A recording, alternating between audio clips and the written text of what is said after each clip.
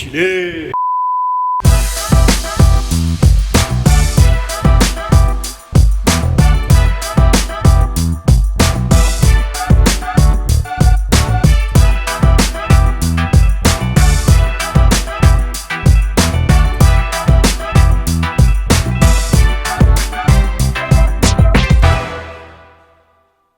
Salut à tous, bienvenue dans cette nouvelle vidéo. On est super content de vous retrouver avec Yon.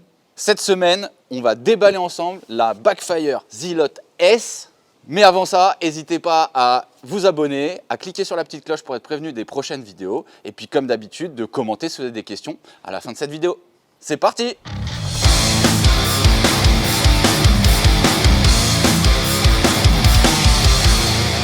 Donc aujourd'hui, on déballe la Backfire Zealot S. Backfire, pour rappel, c'est une marque qui est dans le paysage du skate électrique depuis un bon bout de temps. Ils sont super connus pour faire des planches pas très chères avec des moteurs dans les roues, des hub moteurs. Cette Zealot S est donc inspirée de la G3 de la même marque, sauf qu'il n'y a pas de hub moteur, mais c'est un entraînement à courroie, ce qui donc laisse présager un petit peu plus de patates. Et ça, c'est bon pour le test d'aujourd'hui. Oh oui! On ouvre? Allez, on ouvre. En tout cas, la board, déjà, il y a ce petit liseré rose et je comprends pourquoi tu t'es mis en rose aujourd'hui. Qu'est-ce qu'on a? Eh bien, on a petit driver pour des roues différentes de celles d'origine de chez Backfire. ce type de driver va nous permettre de pouvoir mettre des roues du style orangutan dessus. La célèbre et mythique télécommande de chez Backfire. Le T-Tool, des courroies de rechange, la prise de chargement si ça pète au cas où, un petit câble pour charger, des clés, le chargeur. Des petites vis supplémentaires. Parlons un petit peu des performances de cette Zealot S de chez Backfire. Cette board fait 8,5 kg. C'est assez léger, c'est plutôt cool. On peut la transporter. Nickel. Ouais. Parle-nous un petit peu des roues, mon Samo. Eh bien écoute, je découvre les roues. C'est du 96 mm. Elles sont assez larges et elles ont l'air vraiment molles. Les moteurs à courroie, comme on l'a dit, qui ont été un petit peu boostés par rapport à la Zealot. Ceux-là, ils font 875 watts. Les moteurs sont placés à l'intérieur de la board et non à l'extérieur, comme le font pas mal de marques. Avec cette board, j'ai l'impression qu'on va pouvoir avoir l'air un peu discret sur la route. Oui. Et que la batterie qui est située ici, juste ici. Voilà. C'est une 12S2P. 12S2P, c'est ça. C'est annoncé entre 30 et 40 km d'autonomie. On rappelle que ça dépend bien évidemment du poids du rider, du style de ride, de la température extérieure. Nous pouvons atteindre une vitesse de 46 km/h. Ça va déjà bien vite. À cette vitesse, c'est peut-être rassurant d'avoir des trucks qui ne sont pas à double kingpin et qui sont simples kingpin. Ce qui va pouvoir, dans la sensation de ride, nous rappeler nos longboards, nos vrais longboards qu'on avait ou qu'on a toujours, nos loaded, puisqu'on a une grosse collection de loaded. Oh oui monsieur, ils sont beaux les trucks. Ils sont énervés, ouais. Ils ont l'air bien solides. Ils ont l'air bien solides effectivement. Le temps de charge annoncé de 3 heures pour cette batterie. Pour 30-40 km. Ouais. C'est très honorable. C'est honorable. Une question me turlupine. Quel est le prix de cette board? Tu as raison d'être tout à fait turlupiné par cette petite question. La Zealot S, elle est proposée à 799 $. Il y a quelques semaines de ça, elle était à 999 $. Pour la puissance et l'autonomie annoncée, c'est pas cher. Ça reste une board qui est vraiment abordable pour un budget assez limité. Alors si on parle du deck, parce que moi ça m'intrigue le deck, là on voit qu'il y a un léger concave sur les côtés. C'est un deck qui est fait en fibre de verre et en ABS, donc en plastique. En tout cas, je trouve la finition hyper sympa, le petit côté rose, un peu girly, enfin moi j'adore en tout cas. Moi je la trouve super belle et en fait elle est cool à transporter. La petite télécommande alors, qu'est-ce qu'elle vaut cette télécommande? Et en fait elle est super agréable. Ok, donc la télécommande, 3 boutons, un trigger, un petit switch ici. Pour la marche arrière. Ok, marche arrière, un switch, ça c'est bien pensé, le petit switch de la marche arrière. Donc tu as deux modes, le premier mode c'est le mode E, Eco, et le mode S, Sport. Sur ce bouton là, en fait on va avoir un boost et qui revient en mode sport juste après. En gros c'est un champignon dans Mario Kart. Exactement. Ouais je crois. Ok super, et ben écoute, j'ai envie de te dire, j'ai hâte de l'essayer. Et ben j'ai envie de te dire que allons l'essayer tout de suite. Allons l'essayer tout de suite. Donc on se retrouve dans un instant, mais vraiment un très court instant. Attention, 1, 2, 3. Ouais. Bon bah nous voilà dehors, je propose que tu commences ce test. Allez, c'est bien souple, c'est cool c'est concave bien comme on aime. Wouhou. Et ben ça accélère quand même Petit freinage. Ouais, ça freine cool, faut pas être non plus hyper pressé. Très agréable, c'est souple. J'ai vraiment envie d'essayer le mode sport direct. Donc elle paraît quand même pas mal bruyante de ce que j'entends là de loin. Et ben écoute, c'est pas mal C'est bien tripant. Est-ce que ça tourne quand même malgré le fait que ça soit pas des doubles kingpin? Ça tourne, alors effectivement un petit peu moins que de double kingpin forcément. Je la voyais un peu plus souple que ça, en tout cas en ressenti. Finalement en ride elle me semble pas si souple que ça. Je vais essayer une vraie accélération parce que j'ai pas accéléré à fond pour un premier essai. Ok, bah ça accélère. C'est un grand fan de loaded. Il a 4 ou 5 planches loaded. C'est la première fois que j'essaye un skate électrique qui ressemble à mes planches de skate classique. En fait, j'ai vraiment l'impression de rider une board qui est pas électrique. Petit filet de gaz et tout, c'est très agréable.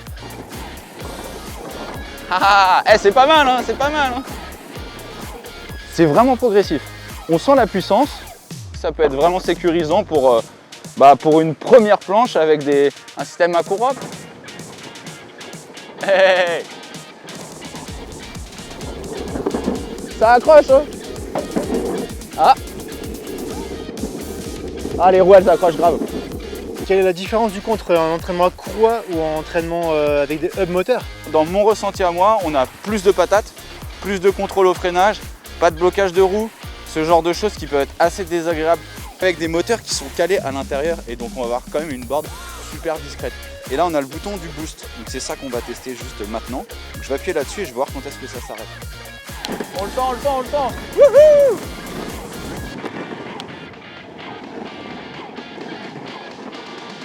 Bon, c'est vraiment hyper agréable cette souplesse. C'est assez assorti à la board. Bien évidemment, c'était tout à fait prévu. C'était aller voir sur le site internet avant de venir. Bien sûr, toujours.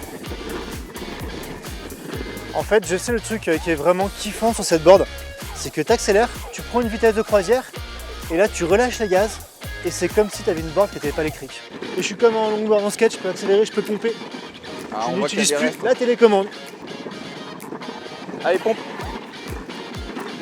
Bon les gars, j'ai la télécommande dans la main là. Et les mecs qui continuent à faire des tours avec la board. On va voir si je lui rends, s'il y arrive. Youhou! Trop bien. Génial. Moi je vais devoir tester ce défi. Hein. Est-ce que Samo va y arriver? Parce que Samo il fait du skate électrique, mais le vrai skate longboard. La télécommande est donc là. Va-t-il réussir?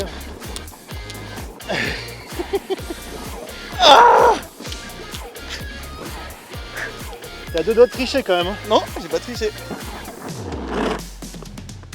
Ok.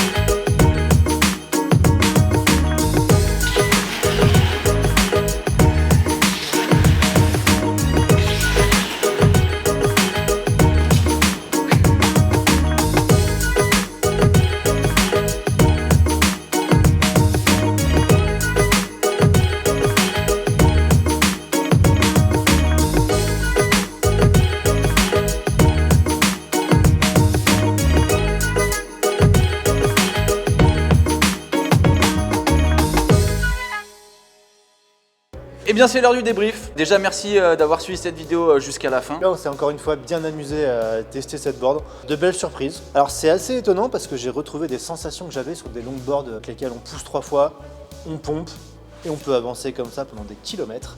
Bah là la différence c'est qu'on met un petit coup d'accélérateur et là on n'a plus qu'à pomper, à se marrer, à carver et ça marche tout seul. Donc c'est un petit peu un longboard de feignant finalement. Bah alors moi déjà sur le design et sur le côté pratique de cette board, je la trouve super belle, super design. Il y a du flex dans la board, donc ça rajoute un côté joueur. Ce côté de moteur à courroie qui fait qu'on a de la patate et au freinage, bah, les roues bloquent pas, c'est super progressif. Au niveau de l'autonomie et de la puissance, par rapport au prix, si ça avait été ma première board, je pense que j'en serais content. Sur la taille des roues, donc on a des roues de 96 mm avec des roues comme ça. Voilà, ça rejoint ce que tu disais. On accélère, on se laisse aller et la board elle trace toute seule comme un longboard. Dans la vidéo, vous avez pu voir que j'ai essayé de faire des slides. Les roues sont neuves, ok, mais elles accrochent vraiment super bien. Sur les points négatifs, parce que moi c'est peut-être sans doute le seul point que je retiendrai, c'est une board qui est quand même assez bruyante, que c'est rassurant, on nous entend arriver. Moi je suis pas forcément super fan de ça. Le bruit ne m'a pas choqué, voilà, ça accélère, ça monte dans les tours, ça... Ce qui me plaît dans cette board, c'est qu'elle est très portable, c'est un format portable, un format pour aller voir ses potes, un format pour aller au bistrot avec quand même beaucoup d'autonomie. Et là-dessus, c'est un super bon compromis pour moi, je trouve. Elle est originale en fait niveau design. Le côté violet un peu girly, moi je trouve ça top en fait. On voit une planche avec un faisceau violet en dessous, on sait tout de suite que c'est une Zilot S quoi. C'est vraiment une board qui est destinée à quelqu'un qui fait du longboard pas électrique. On retrouve vraiment les sensations d'un longboard. Les moteurs se font complètement oublier. On lâche les gaz, la planche elle continue à avancer et ça c'est vraiment bien joué. Je serais vraiment curieux d'essayer la G3. 799 $. C'est vrai que pour le prix elle est vraiment intéressante. On était très content de tester cette petite planche, cette petite Zilot S, vraiment une belle découverte. Tous ceux qui ont une piste cyclable en bas de chez eux, vous n'avez pas le droit de ne pas avoir cette board cet été. Parce qu'avec ces roues de street, là dans ce parking, franchement le feeling il est juste, ça glisse comme sur l'eau, c'est... Merci à Backfire de nous avoir envoyé cette planche. Encore une fois on est transparent, hein, cette planche nous a été envoyée gracieusement par Backfire. Et on sait la chance qu'on a. Oui. Merci d'avoir suivi cette vidéo, on a encore pris beaucoup de plaisir. Oh oui. Et on se retrouve dans la prochaine vidéo qui sera sans doute un test d'une autre board, mais on ne vous dit pas laquelle. Donc n'hésite pas à cliquer sur la petite cloche pour être prévenu, comme ça vous serez là au rendez-vous. Et encore une fois, merci à Boréal Événements pour tout l'équipement vidéo. On a du matos de plus en plus pro et on progresse aussi avec vous, on a des super retours de votre part. Donc merci à Boréal, merci à tous et on se revoit vite. Allez, salut. Big up. Aïe. Aïe.